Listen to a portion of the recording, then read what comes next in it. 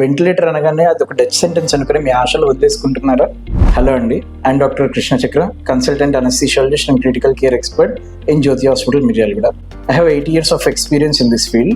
Ventilator అనగానే సినిమాలో కానీ ఇంకేదైనా షోలో కానీ చూపించినట్టు పేషెంట్ చనిపోయినా కూడా ట్రీట్మెంట్ అందిస్తున్నారు, పేషెంట్ కదలట్లేదు అని అనుకునే వాళ్ళకి ఒకసారి ఈ వీడియో చూడండి. వెంటిలేటర్ అనేదే అత్యంత క్రిటికల్ కండిషన్లో పెడతామండి.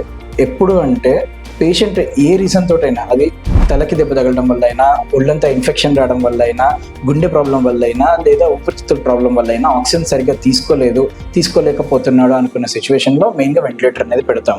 అలా పెట్టినప్పుడు పేషెంట్ కదలకుండా ఉంటాడు. పేషెంట్కి మనం ఈ వెంటిలేటర్ పెడుతుందే తను రిలాక్స్ అయ్యి కొన్ని గాలి బాగా అందించి మిగిలిన అసలు ప్రాబ్లం ఏదైతే ఉందో అంటే ప్రైమరీ కాజ్ అంటాం, ఆ ప్రైమరీ కాజ్ ఏదైతే ఉందో దాన్ని ట్రీట్ చేయడానికి. అలా ఉన్నప్పుడు వెంటిలేటర్ పెట్టినప్పుడు పేషెంట్ ఎక్కువసేపు కదలడు, కానీ మీరంతా పేషెంట్ యొక్క వైటల్ సైన్స్ అంటే అతని హార్ట్ రేటు, బీపీ అంతా పక్కనే మానిటర్లో కనబడుతూ ఉంటుంది.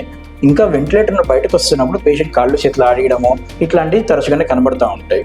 సో దాని ప్రకారం కానీ ఎలా అయినా పేషెంట్ అనేది వెంటిలేటర్ ఎక్కియంగానే చనిపోతాడు, ఇంకా అదే ఖచ్చితంగా లాస్ట్ స్టేజ్ అనేది.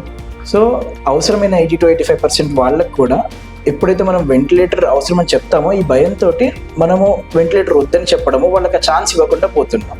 సో ఎప్పుడైనా ఎవరైనా డాక్టర్ గారు ఐసీయూలో పెట్టి వెంటిలేటర్ పెట్టాలి అంటే మీరు ఒకసారి ఆలోచించుకొని ఖచ్చితంగా ఆ ఛాన్స్ తీసుకోండి. ఎందుకంటే ఆ వెంటిలేటర్ అనేది గంటలో పిల్లల నుండి 80-90 ఏళ్ళ వాళ్ళ వరకు సేఫ్గానే వాడచ్చు.